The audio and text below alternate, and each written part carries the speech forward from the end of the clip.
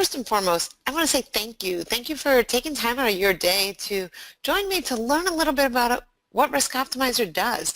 And I kind of copied a colleague of mine's title when I said rocking optimization with RISKOptimizer, because the reality is I think so many people are intimidated by using RISKOptimizer, and I want to break that out. I want to show you that it actually can be quite fun, and we want to be able to show you some of the tips and tricks on how to use it to really get the most out of at-risk. And for those that don't already know, RISKOptimizer is a part of at-risk itself. So it's part of the industrial version of at-risk, and we're going to get into that in just a bit. For those that don't already know me or haven't attended any of my webinars, my name is Michelle Jackson, and I am a product manager for at-risk here at Palisade Corporation.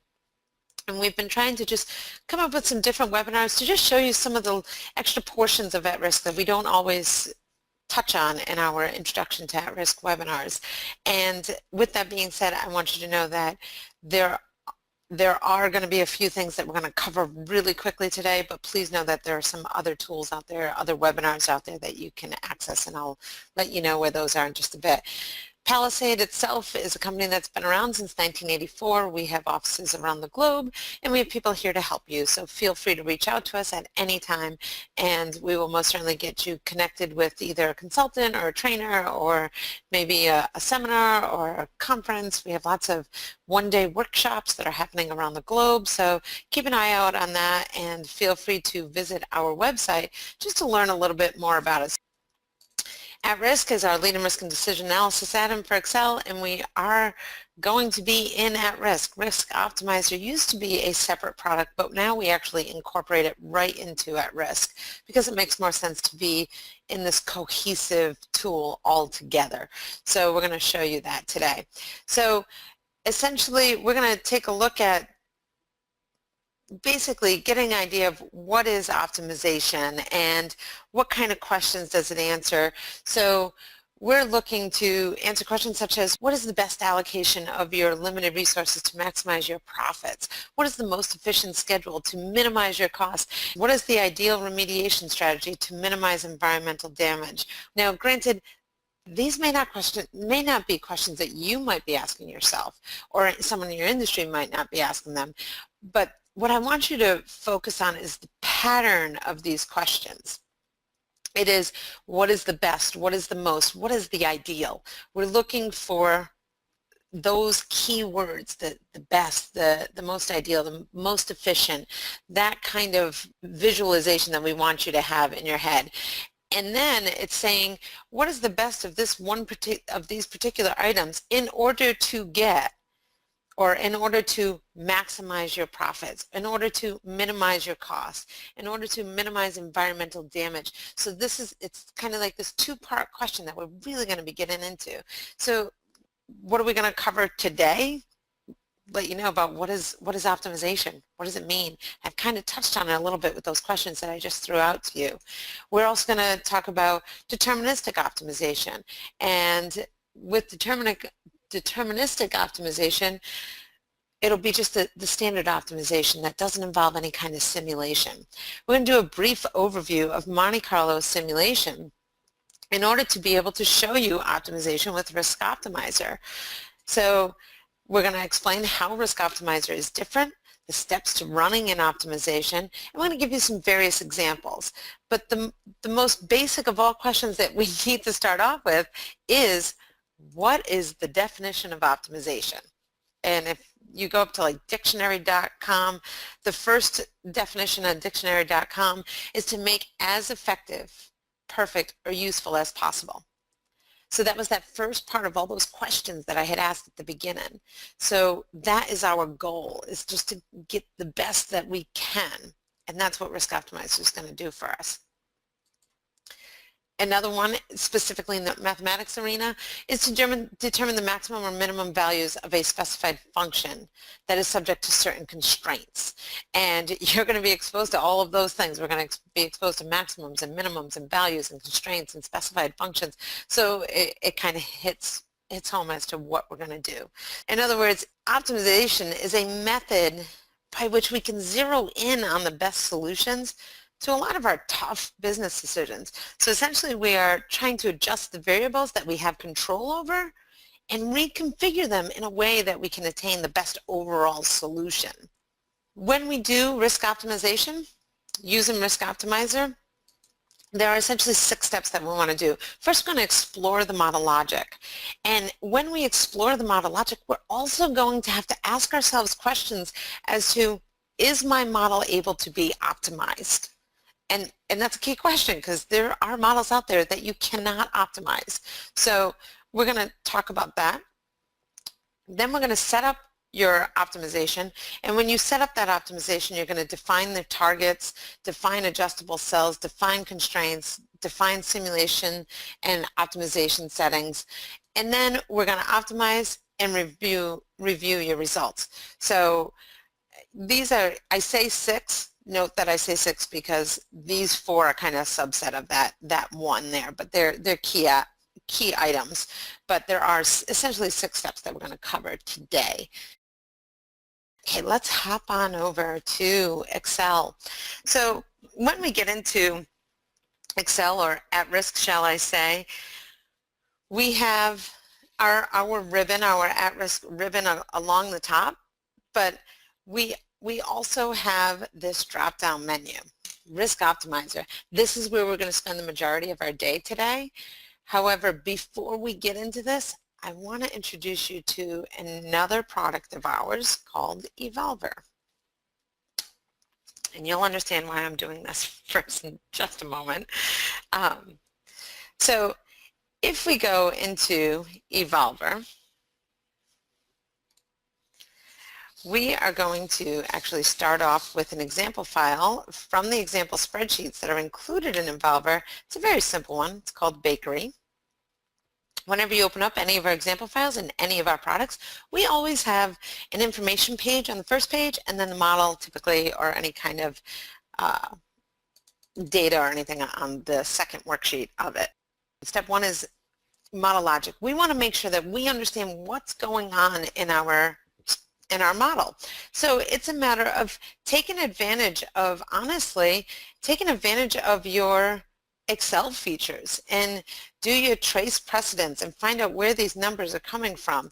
You know, learn what cells are linked to what. Take a peek at the different values that you have going on here. Like, you know, I'm going to clear those arrows, but to really sit back and absorb what's happening in your model, because I think oftentimes that model logic step could be skipped, and you may be handed this model from someone else saying, I don't know I don't know what I'm going to do with this. So in this particular example, this bakery of ours produces 6 bread products, and I'm the bakery manager, and I need to track revenues and costs and profits from production, and I need to determine the number of cases for each type of bread that maximizes the total profit while still satisfying some production guidelines. So that's going to be those constraints, right? So if we look, you can note that in rows 5 and 7 here, we have these if, then, else statements. And it implies that we want to make sure that if cell B4, so this is for hours per case, so if cell B4, that's this one, is less than 20,000, then we're going to say that it's going to cost us a quarter of an hour per case. Otherwise, it's going to be 0.23 hours per case. And we can do the same with cost. Some people relate more with cost. So think of volume discount, right? If B4 is less than 20,000, then we're going to do $17 a case. Otherwise, it's going to be $15 a case. And we're going to see this happen when basically behind the scenes. It happens when we run an optimization. Okay, so that model logic step is so key, just to make sure we understand where everything is happening, what is being specified, and just to understand before we even get into our other programs like Evolver or RISKOptimizer. So the next question is going to be, is my model optimizable? And in order for your model to be optimizable, there should be at least one target cell that you would like to minimize, maximize, or achieve some certain value of. And in addition, there needs to be a range of cells that you have control of manually changing. The key is that you have control of manually changing it. So the Dow Jones average cannot be manually changed. However, number of cases of product produced can be. So it's important to understand that you need to have cells in your model that you're making decisions on. They're sometimes called adjustable cells when we do optimization, but they're also called decision cells. So we are required to make a decision using those cells. So some examples of models that can be optimized are, airlines and hospitalities, managing uncertain demand, or manufacturing, scheduling, or inventory management, or productivity and finances, portfolio maximization, or hedging strategies. There's all different ways that we can do this. So then the next question that we have to ask ourselves is, should I optimize with RISKOptimizer or Evolver? What's the difference between the two? If your target, which in this case is total profit, is based on a discrete value, meaning there's no simulation associated with it, there's no range, it's one value, it's based on one single value, then we're going to want to use Evolver. And the other key factor is if there's any kind of uncertainty represented in your model, like maybe cost per case is actually represented by a distribution of a minimum, most likely, and max, then we're going to want to use a RISKOptimizer. Use the RISKOptimizer. So let's first take a look at this one. Obviously, you probably could have already guessed that this is going to be using Evolver, and again, we will get into RISKOptimizer, but we're going to show you the basics first. So we looked at the model logic. We asked ourselves, can this be optimized? Do we have a target cell? Yes, our target is profit. So, in this case, Evolver will maximize the total profit during the optimization. So whenever you're asking if you have a target cell, basically, do you have a cell in your model that you would like to maximize, minimize, or hit a certain value for? Do I have adjustable cells, or what could be referred to as decision cells? In other words, are there cells in our model that are under our control? And the cells that you are allowed to make decisions on, in this case, are the number of cases produced. So the values in yellow in row 4 here are ones we have control over. So for this situation, we can decide how many cases of this bakery item we're going to produce. So let's go ahead and open up the model window, model definition window of this particular optimization. So when we open up our model window, the optimization goal is going to need to be specified. So in this case, we want a maximum. Okay, we want to know what is the best profit we're going to get. Okay, we want to get the best profit out of this, and that cell that we want to maximize is I11. Okay, so just using regular Excel cell references there. For all of the example files that I'm going to show you today, for the most part, we're going to stick to the standard. Efficient Frontier adds a little extra layer. I'll explain what that is at the end, where it'll be more simple to understand. But so just know that the analysis type that we're going to do is going to be standard throughout this webinar. And we're going to start off with just using recipe. I'll explain what the solving method is in just a bit, but sticking to the basics here, where are our cells that can be adjusted, and what kind of stipulations do we have on those cells? So for cells C4 right here through G4, we are saying that it can be anywhere between 0 and 100,000. Okay. B4, we can't have 0. We need to have at least 20,000 low-calorie treats or bakery items. But it has to be less than 100,000. Okay, so what we're saying is, hey, you know what, Evolver, I want you to go off and I want you to plug in all different values into these cells and stick to between 0 and 100,000 for cells C4 through G4, and stick between 20,000 and 100,000 for cells B4, for cell B4. And I want you to just try out different values along the way. Now, some constraints that we have in here, constraints we have are that I8 is less than or equal to 50,000. So if we look here, this is I8. So we're saying the total hours, man hours we have to work with is 50,000. So we could blow this up by, producing tons of cases of bakery treats, but we want to make sure that we minimize and make sure that it's under a certain number of man hours because that's all we have. The next constraint we have here is if C4 is greater than or equal to 1.5 times B4. And the reason why is because in this particular example, we may have a situation where they want a 3-to-2 ratio of high fiber to low calorie bread. And then the last one is a 3-to-2 ratio of 5 grain to low calorie bread. So these are constraints that are set based on previous selling history. So we know that, it's a 3-to-2 ratio for these. So for this example, we're going to stick with what's called a hard restraint here, and we'll explain the different types when we get into RISKOptimizer. But let's go ahead and just run this optimization. So I'm going to click OK here, and I'm going to start the optimization. And when I start the optimization, it's going to take a minute just to kind of get its bearings straight and really get everything going. Note that you'll see everything updating. So it's trying all these different possibilities.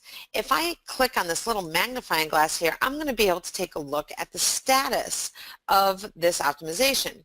So you can see that a solution here is getting better. It's finding a better solution. So this is the values in millions. So it's taking a look at this and saying, oh, hey, look at, we just found this particular one. So it's going to try all different values, but it's going to kick out anything that doesn't stick within those constraints. So it's going to find the best solution that hits all of those requirements that we've set forth in front of it. Okay, so you're going to see it'll start to plateau out here, and this is for the last 600 trials. This is for all the trials together. Then we can take a look at the summary. The summary will give us the best trial, the original one, and then the last one. So it's going to show you, okay, the best trial so far was trial number 517, and these are the values that were plugged in for C4, D4, E4, F4, etc. Now, if we want to kind of speed things up a little bit, we can actually change the setting to say, I want you to recalculate the spreadsheet only for every new best trial. So I don't want to see all these numbers chick-checking away. Let's go ahead and just have it update when it has a better solution. So you can see it's still finding some better solutions there. It's kind of fine-tuning everything. It found something significant, and now it's kind of fine-tuning, so it's starting to taper off. Now, you can also take a look at the log of all of the different possibilities that it's tried, and then there's also some stopping options that we can get into. So the way you access the stopping options is you say, okay, I think we're getting close. I haven't seen this change much. It's kind of not too crazy jumping around, so we're getting pretty close. Let's go ahead and stop it, and then it'll see if you want to confirm stopping the optimization. Now, you could restore the original adjustable cell values, but the reality is you want those in there because you want to know how many cases to produce. So for this one, we're going to just go ahead and keep it as is. So this is what they're saying is the best combination. If you notice, the total hours are exactly 50,000. So it's equal to 50,000. So it's maximizing the number of hours, and this is the expected total profit based on this arrangement or recipe, shall we say, of different types of bakery goods. So this just shows you one optimization. Now let's close out of this. And I want to go into our at-risk example files, example spreadsheets, and I'm just going to show you a basic, very quick, I'm not going to get into too much, but to show you about Monte Carlo simulation so that you can understand what happens behind the scenes during a RISKOptimizer optimization. So if we look here, we have a simple, so we're not going to do optimizing in this particular portion of the webinar. This is going to be like 3 minutes of showing you what Monte Carlo simulation is. Essentially what it is we substitute probability distribution functions in for any variables that have inherent uncertainty. So we substitute a probability distribution function in for any input variable that has inherent uncertainty. So if I open up this define distributions window, we're going to see here this has a normal distribution associated with it. So we're saying we don't know that revenue is going to be 100,000, but we expect revenue to basically be normally distributed with 100,000 as the mean and 10,000 as the standard deviation, or mu and sigma. And we do the same for cost. We say we don't know that the cost is going to be 80,000. We expect it to be normally distributed with 80,000 as the mean and 8,000 as the standard deviation. What Monte Carlo simulation does is it actually goes out and draws a random value underneath revenue, a random value underneath cost, and recalculates profit for every single iteration of a simulation. So a simulation is made up of iterations. So in this case, say we did 5,000 iterations. We will do one simulation of 5,000 iterations, which means that it will literally draw 5,000 values under revenue and cost and recalculate profit 5,000 times. So you're seeing it right now recalculated in the spreadsheet 5,000 times to create a distribution that represents what profit is. Okay, so if we want to speed this up, we can choose to or elect to not have the Excel update automatically. So here we have a distribution that represents what profit will be. And this allows us to see the bigger story behind it. And yes, this is a very simple example. There are way more elements to this, and again, it's part of that on-demand webinar. But this allows us to go, okay, what are the chances of us having no money, you know, us not even breaking even with this deal? Well, there's a 6% chance according to this distribution. The key factor that I want you to know is that the mean here is 20,000. Okay, so what we're going to do when we're in RISKOptimizer is we are going to try to optimize the mean or optimize the standard deviation. So maybe it's we want to make sure we don't have much, you know, change between our different solutions. So we want to minimize that standard deviation. So, but we are going to actually, instead of maximizing or minimizing the profit, we're going to maximize or minimize the mean of the distribution that represents profit. Okay, and that's why I have to show you this part of it. And what's going to happen when we are in RISKOptimizer, which you'll see, is that during every single trial, so you saw all those different trials that we ran in Involver, during every single trial, it's going to run a simulation, not an iteration, but a simulation. So it's going to run a simulation of, say, 100 examples. So it'll do 100 examples. So instead of doing this 5,000 times, it'll do a simulation of 100. And then it's going to try to maximize or minimize the mean or the P5 or whatever it is that we ask it to maximize or minimize on. Okay, so just know that every single trial is running a full simulation, not just an iteration, but a full simulation. Okay, let me just see if there's any questions about that. How do you decide on number of iterations? Is it relative to complexity or sensitivity of items? What I recommend with that is actually doing it with just a small number of iterations to make sure your model is set right, and then go ahead and put in 1,000 iterations or what have you, to see as it actually optimizes, you'll see how quickly it'll settle down. But it'll take longer, obviously. The more number of iterations you have when you're running the optimization, the longer it's going to take. So time will be of essence too. But in the beginning, when you're setting up your model and you want to be confident that everything's working properly, then you want to do smaller number of iterations and then bump it up, okay? So now let's go into a RISKOptimizer example file. So when you are in at risk and you go to help example spreadsheets, you will see that we have a section on RISKOptimizer. So we can go to RISKOptimizer here. And when we go into RISKOptimizer essentially takes advantage of both of the methods that you've seen and allows you to optimize your situation when there's uncertainty involved. Okay, so let's go ahead and open up the airline revenue management example. Okay. So this problem, or this situation here, is to maximize the mean profit.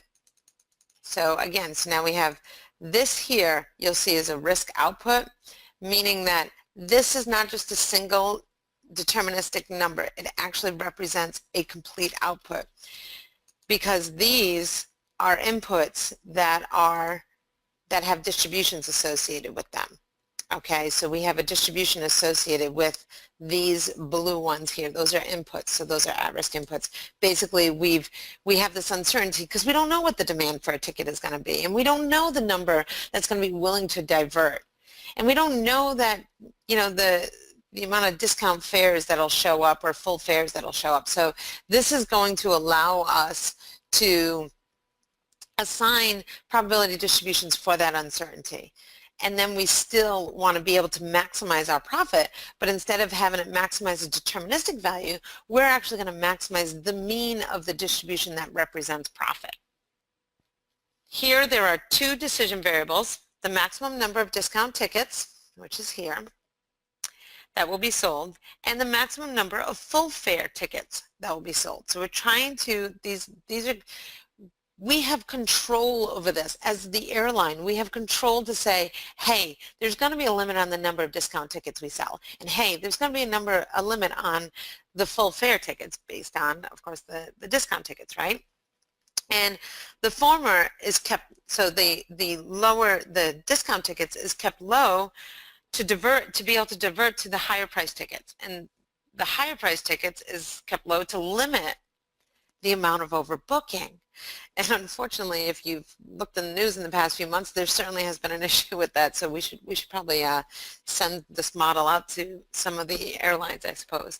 So many versions of this model are possible. And in this one here, ticket holders are allowed to cancel at any time and receive an 80% refund. And if more passengers show up than there are seats, only discount ticket holders are bumped. They will get a full refund on their ticket plus $400 for a future flight. So you can see that here.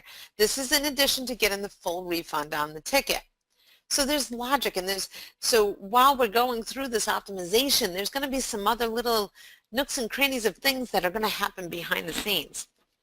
And let's take a look at the RISKOptimizer dialog box. So unlike when we were in Evolver, it doesn't have a separate small ribbon by itself. Essentially, we've taken that ribbon and created a drop-down menu of it. So the first thing we're going to do is take a look at the model definition here. And here we can see that we want to find the maximum of cell F20, which is profit. And we want to optimize based on the mean. Now note here, there are other things we could optimize on. We could optimize on standard deviation, variance skew, minimum, maximum range.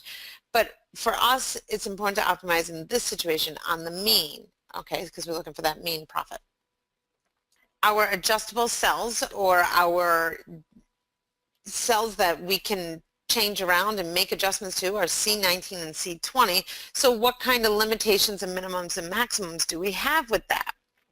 Well, we set up that the minimum number of discount tickets set by the airline policy is 25, because we wouldn't be able to advertise discount tickets unless it plans to actually sell a few of them, right? So we're saying we can't have less than 25 discount tickets.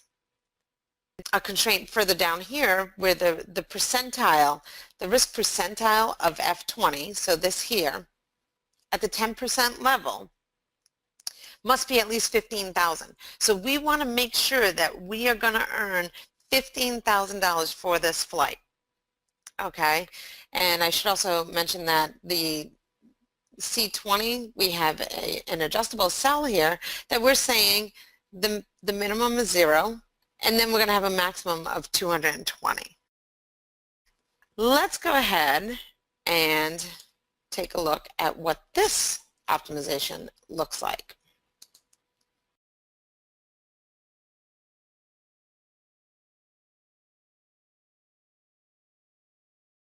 So another question was, does each cell need to be entered separately for the optimization, or can you enter a range for a time series across decision variables? You can actually enter a range, and we'll go through that. So you can see here that if I look into this optimization here, which I probably should have shown this window in the forefront, but it shows the last 50 trials, it's kind of found its happy spot, right? So there's a little tiny bump here, and it looks like a huge bump here, but the reality is when you look at the values along the left side of this, let me expand this out so you can see it a little better, is we're talking pennies at this point. So when you see this jump, we're talking, you know, it's not much at all, but we're starting to see it level out. So really, if I look here, the difference between here and here is only $20. So at this point, we can say, okay, we're close enough. We can also take a look at the summary and see that, okay, the best representation is trial number 496, but note that it's running a simulation for every single one of these trials. We can click OK, and we can see that it says, okay, this should be the maximum limit of discount tickets, and this should be full fare tickets in order to maximize our profit to get it to be about $20,440 for this flight, where we had a minimum of making sure we earned $15,000, so now we're already over that minimum. So this just shows you one way. Now, let's talk a little bit about this model definition window. Okay, the model definition window here, we have a few things. First is going to be defining our target. So this is where we enter in our information about our target cell. So that's the optimization goal, the cell, and what statistic it is that we're going to optimize on. Then we have this adjustable cell ranges. And the adjustable cell ranges, I just want to take some time and just point out a few things.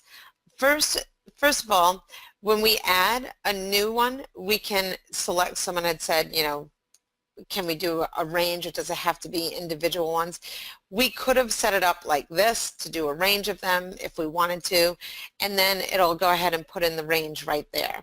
You can also do cell references from here. You can select things from here to make it easier to access different cells in your workbook. And then you can do the minimum here. You can either type in your minimums, or you can actually do a cell reference that would reach out to any of those minimums. One of the other things that I want to just show you is that when it's going through the different trials, you may want it to step through in increments of 5 or increments of 25 instead of individual integers or what have you. For this case, there's small numbers, so I would recommend integers. And you can't have it be any number. So I'll show you what I'm talking about here. The different options are any, integer, and discrete. Any means you can have 1.5 tickets. Well, that can't happen, right? So we want to make sure that we at least have integer. Integer will count. It's not going to have fractions. So you'll get 51 tickets or 112 tickets.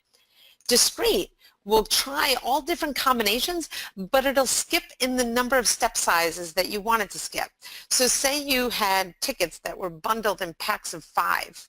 You could do a step size of 5. It will only try solutions that are in increments of 5. So instead of seeing 112 here and 51 here, you would see maybe 110 and 50, because that would be in increments of 5.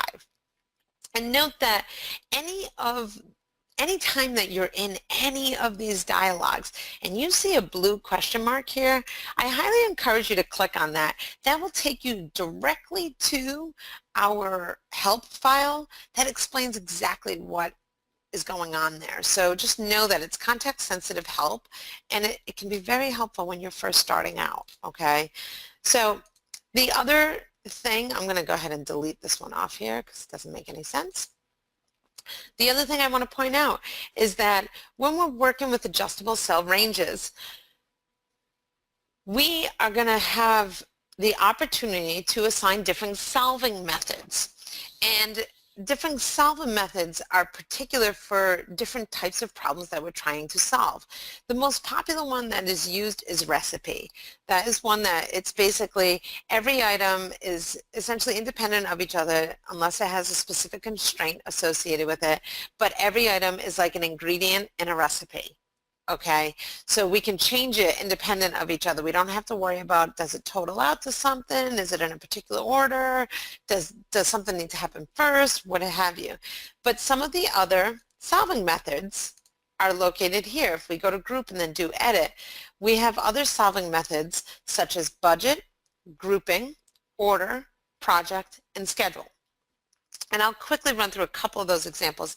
Most popular question is going to be, how do I know which solving method to use? Well, recipe is used in, like I said, a majority of the cases, and the adjustable cells can take on any value in an allowable range, like we just saw in this airline example. Order is used in scheduling to change the order of processing jobs in order to minimize total time. So it has to happen in the best order. You're trying to find the best permutation to minimize some aspect of lateness. So you're trying to place the best order to basically minimize the time spent. Budget is similar to a recipe with a constraint of having the adjustable cells total something. So a lot of times you're going to see budget used for portfolios where you have to have 100% total because you need to represent 100% of the money that's allocated for those different to that portfolio. So you may have different percentages in stocks and bonds and treasury notes or what have you. So being able to allocate but having it total out to 100%. So that's when we'll use budget. Grouping, which is here, grouping is used when your problem involves multiple items being grouped into sets. So simply say you want the different groups or sets to be similar or equivalent in nature. Okay, so you might have, and we'll do a quick example where there's 80 different things and we need to divide it into 5 groups. What's the best way to group them to make them more even with one another? Project, which is here, project is used in project management in order to order tasks that have precedence constraints, okay? And the precedence constraints will be, you can't do this until you do that, okay? The scheduling solving method in here, the schedule and solving method is exactly like it sounds. Basically, you may have a situation where, in particular, like say you're scheduling out classes for your school and you need to have certain blocks of time and you have to have certain things happen at the same time, but sometimes other things have to happen before another class. So scheduling is another one. So some of these are really fine-tuned and very specific in nature, and that's where I say don't fret about which one to use, because the reality is it'll become natural as you go on, but the reality is a lot of times you're going to be using the recipe one, so don't fret about the other ones. I'll show you the other ones, but don't fret about them if you don't understand them right away. So let's go ahead and hop into the next part. Is going to be your constraints. Okay, when you go into constraints, when we're in constraints, they're pretty self-explanatory in the sense that it's something that we're limiting. However, there is something that I need to point out. The constraints can be based on a value, or in this case, it's based on a simulation statistic. So this constraint is, we're saying for F20, the constraint is that it has to be greater than $15,000, okay? And we're basically saying that the P10 needs to be greater than $15,000, okay? So we want to make at least $15,000, and this is a hard constraint. What do I mean by a hard constraint? Well, a hard constraint means that it absolutely cannot be less than $15,000. It cannot, no matter what, it cannot. This is a hard constraint. There's going to be situations where you're going to have a constraint on something that's not going to be your profit, but it'll be something in the nature of, we want to maximize our profit, but the constraint might be on the number of hours worked. And if the constraint is on the number of hours, or number of man hours available, if we could increase our profit by 25%, if we increased our constraint by 10%, is it worth doing? And that's a soft constraint. And we're not going to get into those today because most people use hard constraints, but just know that those soft constraints are available to you and that you can use those. And basically it's just saying, are you really dead set on it having to be this, or can we assign like a penalty function if we exceed it? Okay, so after you do set up your model in RISKOptimizer, the other thing you can take a look at is settings. Honestly, keeping the default is completely fine.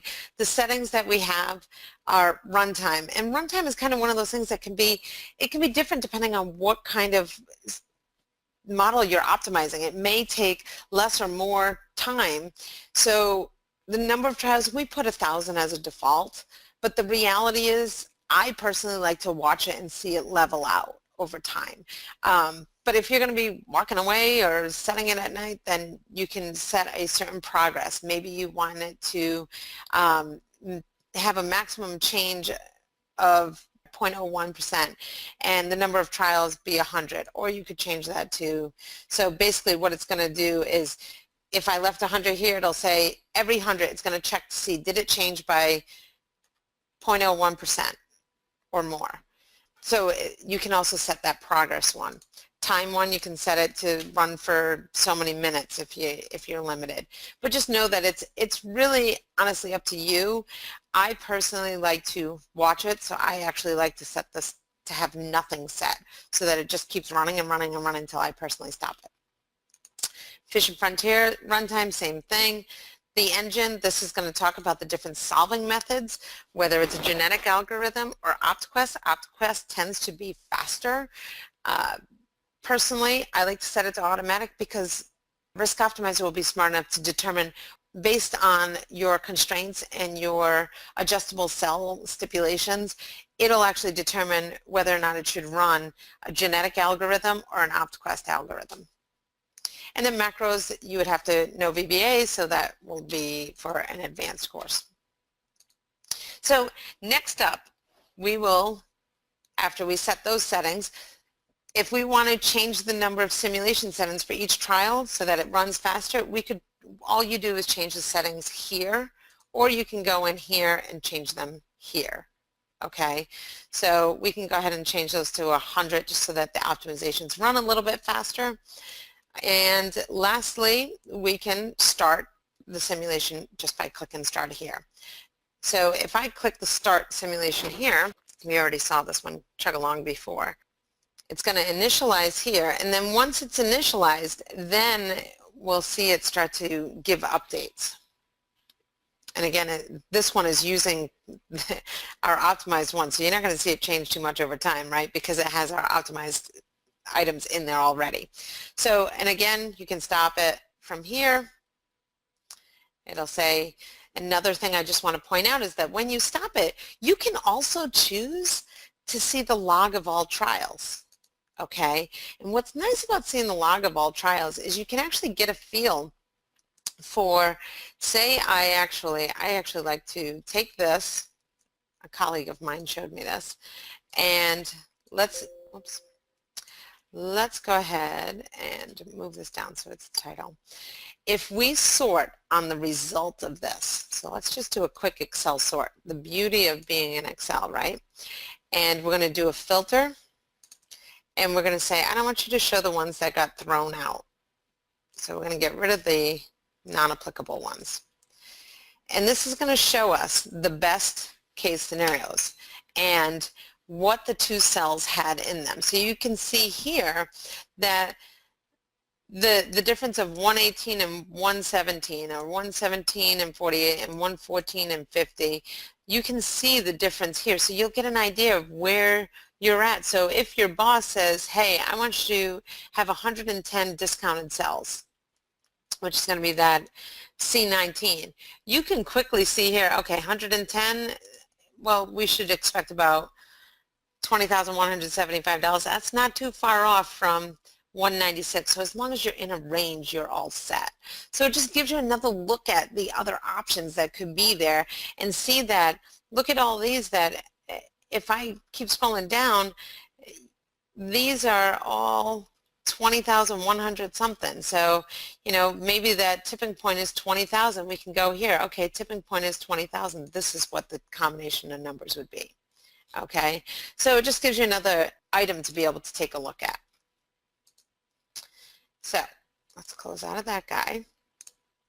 And let's close out of this one. And let's take a look at a couple other quick examples, because I know, let's take a peek at an order example. So we'll find an order example, or finding the best permutation of it. So let's go here.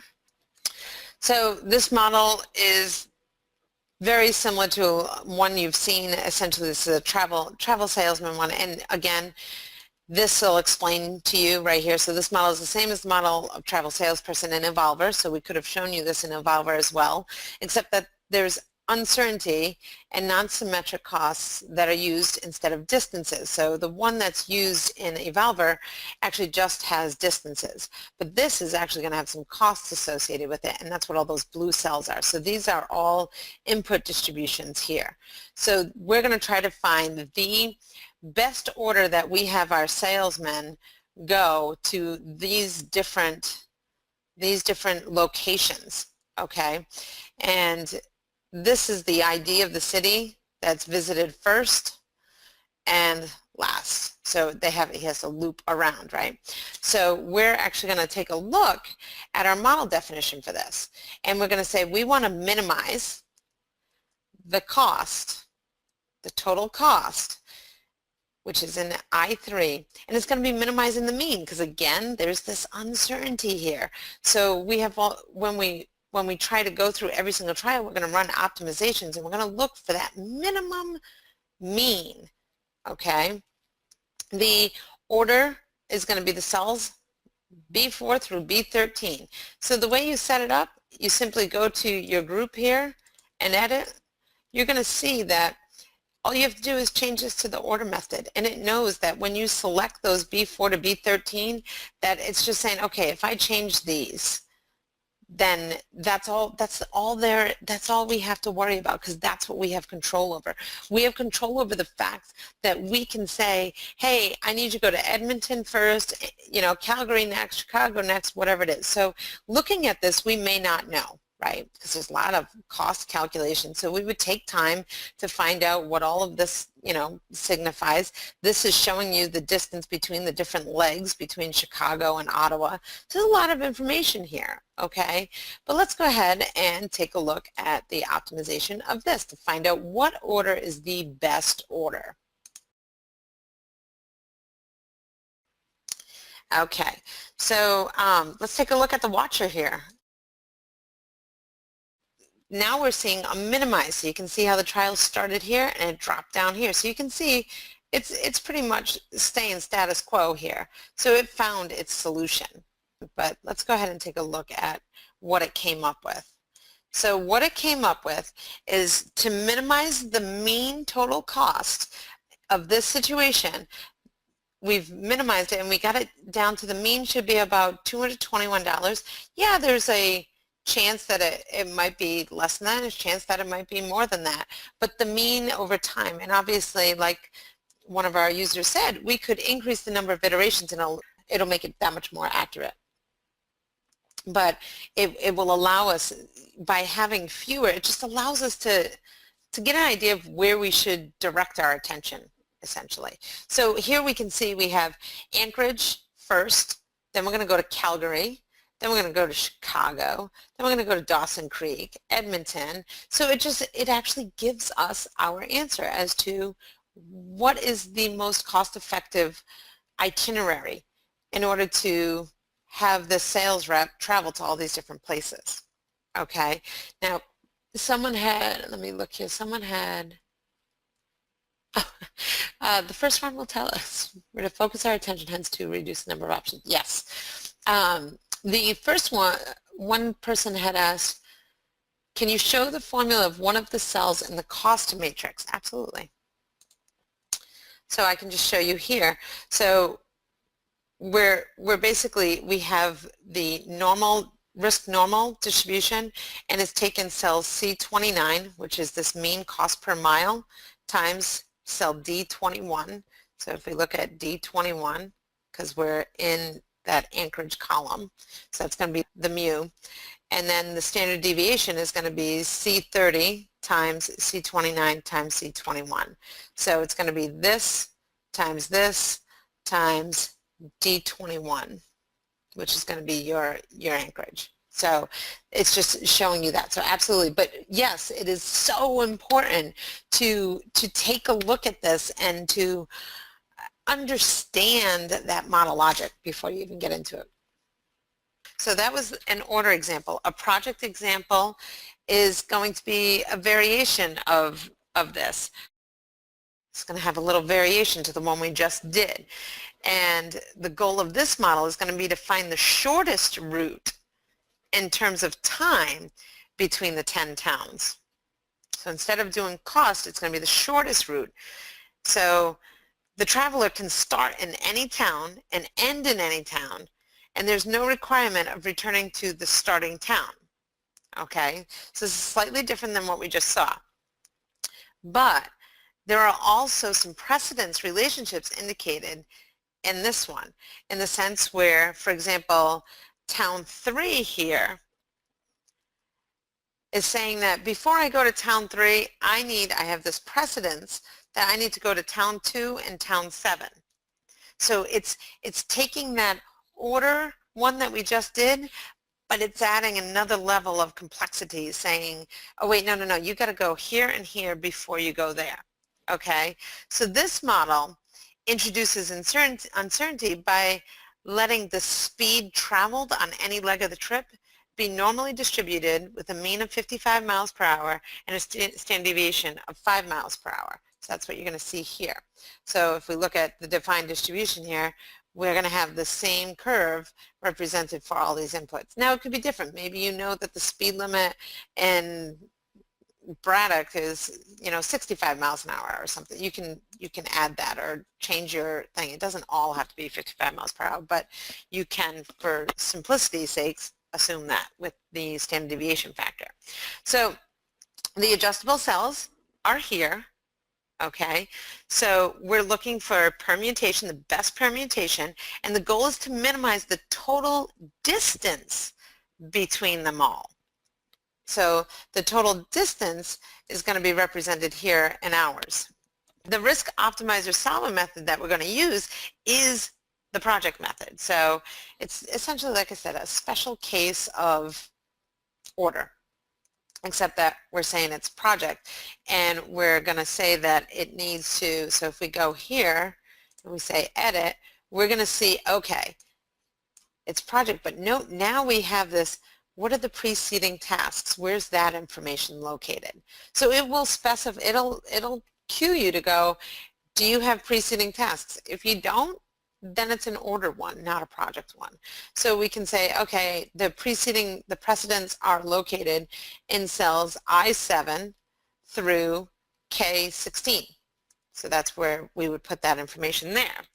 Then this method not only finds the best permutation, but it ensures that those precedence constraints are satisfied without us having to add each individual one as a separate constraint. So like I said, it's more specialized. This is one of those specialized ones. And so let's go ahead, click OK, and OK here. So it looks really simple when you look at the definition, but the reality is how much it's really pulling out. So let's go ahead and start this optimization.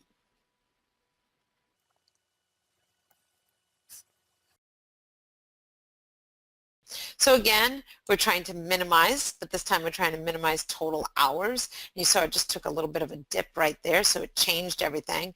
We can take a look at our summary. We can see that the best trial has been trial number 422. And if I expand this out, you're going to see the order by which it suggests. So it's saying G13 should be first, and then the second one should be G14. So this is using the genetic algorithm here. You can see that. Then there's the log to show you all the different possibilities we've tried. And then, so now let's take a look at what it suggests. It suggests that we start with visiting city number 4 first, which is Beach, then move on to city number 8, which is Bauman, moving on to city number 6, which is Bismarck, and number 9, Braddock. And we can take note that city number 3 is the last town ID that we visit. And so Ashley is the last town that we visit, and we see here in our precedents that we originally had 2 and 7 had to be visited before 3. So if 2 and 7 had to be visited before 3, we can look here and see that is true. And 4 had to be visited before 9. That's true. 1 and 9 had to be visited before 7. So there's 1 and 9 before 7, and 6 before 1, and 4 before 2. And if you stop to think about how long that would take you to have to figure out on your own, you can be thankful for this type of software that'll do that for you and at the same time handle the uncertainty that we have and help to minimize the total number of hours it would take. So let's take a look at a budget example. A budget example is like a recipe example, except that it has an additional constraint. So I'm going to just show you that quickly. It's nice just to walk through these to kind of give you an idea of all the different possibilities, but to show you the simplicity of what happens in those example models as well. And just note that when you have other example models open that have optimizations in it, when you start an optimization, it's going to assume you want optimizations in all of the open ones that you have. So just know that if it's taken a while, it might be because you have other files open. So planning for retirement. Let's take a look at that. We have our model here. So this is a situation. We have different inputs here. These are risk discrete inputs. So this model essentially allows a person with 40 working years remaining to plan for retirement. So each year the person will invest $1,000 in a combination of treasury bills, treasury bonds, and stocks. And it's going to be the same combination every year. They're not allowed to change it. So to simulate future years, the resampling, quote unquote, method of sampling actual values from historical data is used. And that's what this risk discrete function is here. We're actually, and you can learn more about that from our other webinars out there, in particular choosing the right distribution, or the one about choosing the right distributions. We'll talk about risk discrete. But this will actually sample out of actual historical data, but it will sample in a way that the recent years will have a higher chance of being sampled. So the objective in this particular case is to maximize the 5th percentile of the final cash so that the almost worst case scenario won't be so bad. Okay, does that make sense? So if we maximize the P5 and we find the best P5 that's out there, then we know that it won't have quite as much volatility, shall I say, if we only did it based on the mean. So this one we're looking to find out what would be the worst case scenario. So the budget solving method takes into account that these three values, so the adjustable cells all together must total 100%. So if we go into our RISKOptimizer model definition window, we can see here that what we have control of in this situation is the percent that we want to put into the treasury bills, the treasury bonds, and the stocks. stocks. So we get to choose which way we want to go about this. And in this particular situation, all you have to do is let it know that it needs to be between 0 and 1. It needs to be some percentage. And it can be any value, because it doesn't have to be integer, because you can have decimal points in this situation.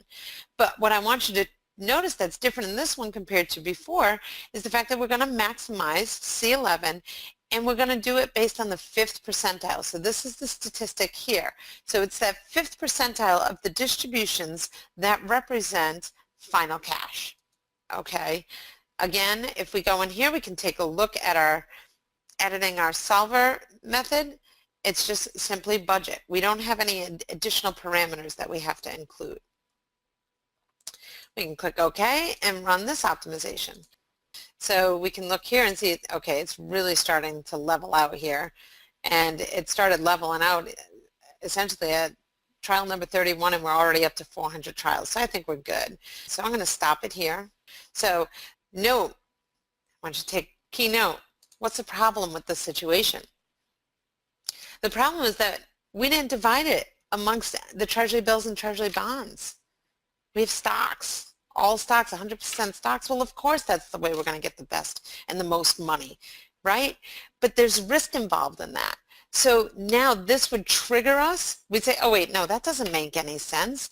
That would trigger us to go back to that model definition and then start adding some constraints. So we might say we're going to add a constraint, and we're going to say that this particular one, you can say this, it needs to be greater than or equal to, we need to at least have 10% in there.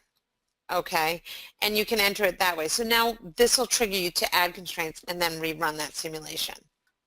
If you have constraints, maybe you want to put it all in stocks. But just to give you an idea of ways that you can then tweak it, even after you run the optimization, make sure it makes logical sense in the end to see to it that it's fitting your thing, kind of like the bakery example. If we had done the bakery example, we wouldn't want any of those items to have 0. We don't want to have 0 being produced of a particular item, so maybe we add some constraints, making sure that every one of those items at least has 50 cases or 100 or whatever it is that we're talking about. Another example file that we'll take a look at is going to be, let me close this one, is going to be the grouping example. And the grouping example is portfolio balancing with uncertainty. So the goal in this model essentially is to group these 80 securities, so we have these 80 securities, you can see here, 80 securities into 5 balanced groups based on their uncertain values a year from now. So the uncertainty is this future value, and this future value is based on whatever's in cells C4 in this case, so the current value times 1 plus a normal distribution of the mean change being here and the mean standard deviation being here. Okay, so we have this future value that's going to be simulated. And a nice easy way to see what happens with simulations, if I turn on this dice icon here and I click my F9 key, you'll see how if I click my F9 key, it changes the future values of these individually. So during a simulation, it will do this 100 times and then calculate, and then 100 times and then calculate, and 100 times and then calculate the total groups. Okay, so we're saying group 1, these are going to be our adjustable cells, so we can say we want to find out which ones need to be put into which group in order to minimize the standard deviation. So if we look here, let's take a look at our model definition. So again, here we're going to have our mean, and we're going to minimize the mean of this standard deviation. So there was a question earlier that had said, I think if I remember correctly, it's a few questions back, but here's an example of the mean of a standard deviation. So we're minimizing the mean of a standard deviation because we want that standard deviation to be small, because that will ensure that there isn't as much volatility or change between the different groups. So it's going to minimize that standard deviation of the totals of the 5 groups. So that's our goal in this particular situation. And we're going to do this grouping thing. So if we go to group and say edit, we're going to say group here, and in this case, we're going to say all groups must be used. If we wanted to, we could actually say group IDs are going to be these. and do it that way if you want to. Okay, so you can do it either way, or you can specify which groups to be used. But in this case, we'll go ahead with this, and we'll click OK, and then we're going to optimize. And this one does take a little bit longer than most because there's a lot going on here. So if we look here,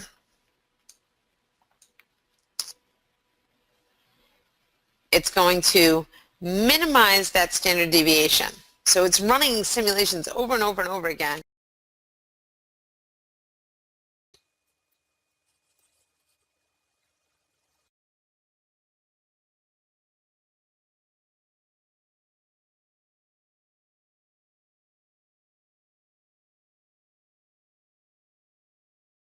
So someone had said, I assume you can solve these problems deterministically using Solver, correct?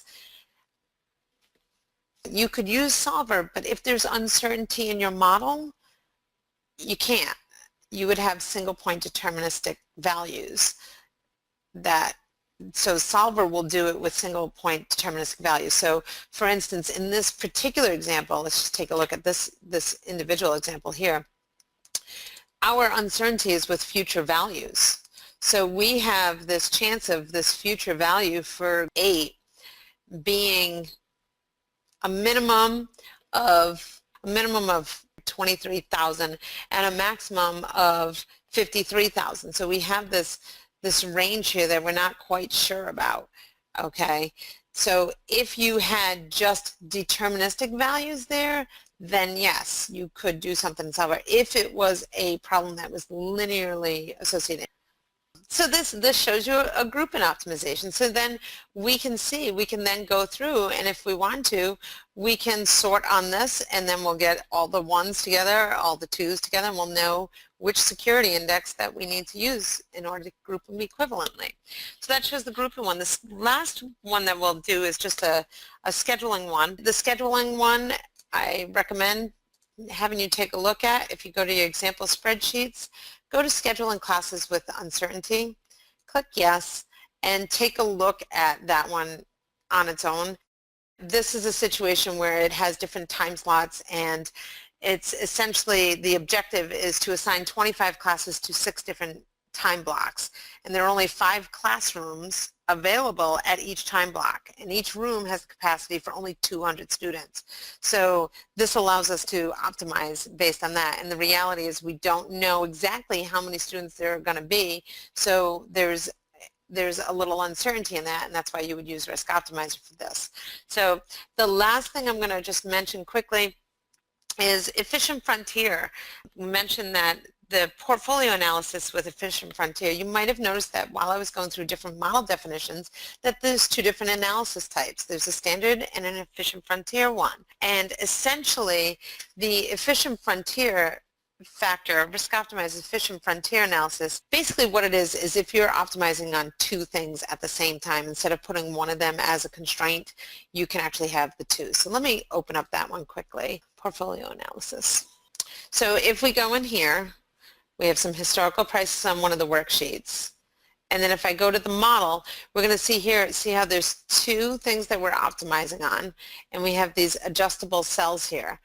Okay, so this particular one, we want to set up where we have constraints and we have uncertainty in stock prices. So if I go to RISKOptimize here, go to model definition, we are going to see, okay, find the maximum of the P5, so again it's that worst case scenario factor we want to try to get the best of for cell C23. And then we have adjustable cells located in C14 through G14 and C13 through G13. The efficient frontier is going to come in down here. And if I open this and show you the edit, what it's doing is it's saying, okay, we have this situation where, let me just go back and show you again, C23, this is the maximum, but we have this conflicting thing where the efficient frontier, we also have a constraint on that cell. So if we go here, we can say, yes, we want to maximize C23, but we also have to restrict it in some way or constrain it in some way. And we're going to constrain it in the sense that we need the minimum to be 0.08, the maximum to be 0.1, but we want you to try out a few different things. So we're going to do a 5-step process. We're going to try to do it in 5 different ways. And if we go here and look at the more, it can go through and click on the blue question mark, and it'll take you right there to your constraints and learn a little bit more about that. And while you're in here, you can also type in efficient frontier, and it will also bring you to that portion of it too. This is the best page right here, except that it just exceeds the scope of this particular webinar. So hopefully I've answered a lot of questions. Thank you so much for joining me today to just learn a little bit more about RISKOptimizer. It's such a powerful tool, and honestly, one webinar will not educate everyone on every possible use of it, but I certainly hope it at least has intrigued you a little more to learn a little bit more about it, and just reach out to the person who invited you to this webinar so that they can hook you up with people that can kind of take a little more time with you and go through it. And hopefully you enjoyed this. So if you have any questions, feel free to send something to me and I'll forward on to the appropriate people as well. I appreciate everyone taking the time to join me today.